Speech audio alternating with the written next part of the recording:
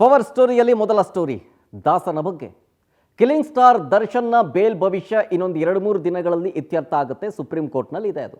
ಈ ಮಧ್ಯದಲ್ಲೇ ಫ್ಯಾನ್ಸ್ಗಳ ಆಟಾಟೋಪಕ್ಕೆ ಬ್ರೇಕ್ ಬೀಳಲ್ಲ ಅಂತ ಕಾಣಿಸುತ್ತೆ.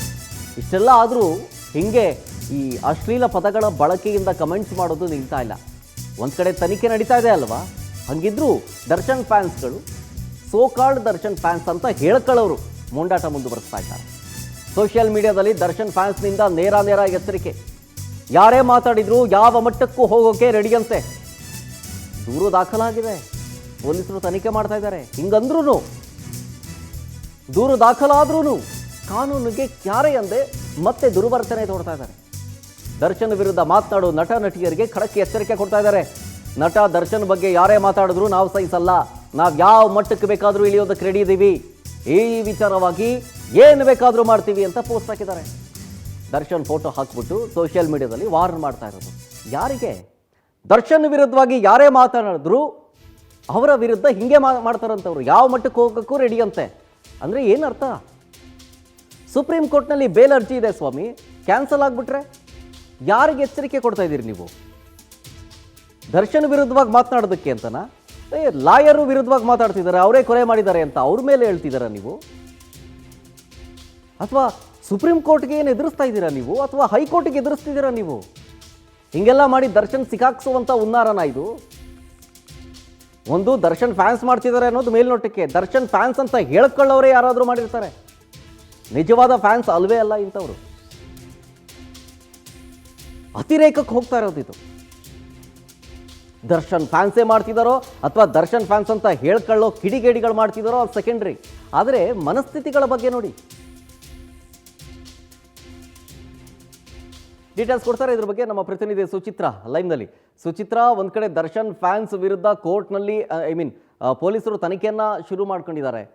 ಮತ್ತೊಂದು ಕಡೆ ಈ ಫ್ಯಾನ್ಸ್ಗಳ ಉಪಟಳ ಮಿತಿ ಮೀರ್ತಾ ಇದೆ ಅಂತ ಅನ್ಸುತ್ತೆ. ಎಚ್ಚರಿಕೆ ಸಂದೇಶ ಕೊಡ್ತಾ ಇರೋದು ಯಾರಿಗೆ? ಏನು ಪೊಲೀಸರಿಗ, ಲಾಯರ್ಗ, ಅಥವಾ ಸುಪ್ರೀಂ ಕೋರ್ಟ್ನಲ್ಲಿ ಹೈಕೋರ್ಟ್ನಲ್ಲೆಲ್ಲ ವಿಚಾರಣೆ ಆಯ್ತಲ್ಲ ಅವ್ರ ವಿರುದ್ಧನ ಯಾರಿಗೆ ಎಚ್ಚರಿಕೆ ಕೊಡ್ತಾ ಇದ್ದಾರೆ ಅಂತವ್ರು? ಶರತ್, ನಿಜವಾಗ್ಲೂ ಇವ್ರಿಗೆ ಕಾನೂನಿನ ಅರಿವೇ ಇಲ್ಲ ಅಂತಾನೆ ಹೇಳ್ಬೋದು. ಯಾಕಂತ ಹೇಳಿದ್ರೆ ರಮ್ಯಾಗೆ ಒಂದು ಕೆಟ್ಟಾಗಿ ಮೆಸೇಜ್ ಅನ್ನ ಹಾಕಿದ್ರು, ಅವಹೇಳನಕಾರಿಯಾಗಿ ಮಾತನಾಡಿದ್ರು.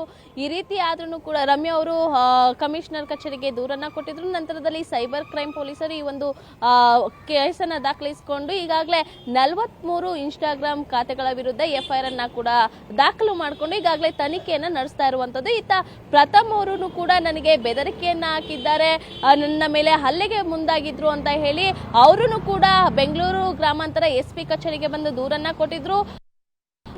ಏನು ಯಶಸ್ವಿನಿ ಹಾಗೂ ಬೇಕರಿ ರಘು ಇಬ್ಬರಿಗೂ ಕೂಡ FIR ಆಗಿ ಸದ್ಯ ತನಿಖೆ ಕೂಡ ಮುಂದುವರಿತಾ ಇದೆ. ಈ ಎಲ್ಲಾದ್ರೂ ನಡುವೆ ಇಷ್ಟೆಲ್ಲ ಆದ್ರೂ ಪೊಲೀಸರಿಗೆ ಪೊಲೀಸರ ಮೇಲೆ ಯಾವುದೇ ರೀತಿ ಭಯವನ್ನ ಇವರು ತೋರಿಸ್ತಾ ಇಲ್ಲ. ಜೊತೆಗೆ ಮತ್ತೆ ಸೋಷಿಯಲ್ ಮೀಡಿಯಾದಲ್ಲಿ ಒಂದಷ್ಟು ಮೆಸೇಜ್ ಅನ್ನ, ಎಚ್ಚರಿಕೆಯನ್ನ, ಅದು ಅಧಿಕೃತವಾಗಿ ಎಚ್ಚರಿಕೆ ಕೊಟ್ಟಂತೆ ಕೂಡ ದೂರನ್ನ ಕೊಟ್ಟಿದ್ರು. ನಟಿ ರಮ್ಯಾ ಅವರು ಕೂಡ ದೂರನ್ನ ಕೊಟ್ಟಿದ್ರು.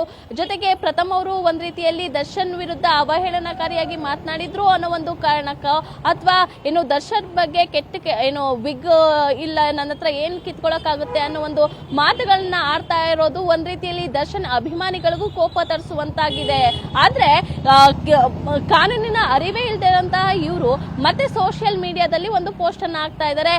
ದರ್ಶನ್ ತೂದೀಪ್ ಅವ್ರಿಗೆ ಏನಾದ್ರೂ ಅವಹೇಳನಕಾರಿಯಾಗಿ ಮಾತನ್ನ ಆಡೋದಾಗ್ಲಿ, ಪೋಸ್ಟ್ ಅನ್ನ ಹಾಕೋದಾಗ್ಲಿ ಮಾಡಿದ್ರೆ ನಾವು ಮಟ್ಟಕ್ಕಾದ್ರೂ ಇಳಿತೀವಿ ಅನ್ನೋ ಒಂದು ಅಧಿಕೃತವಾಗಿ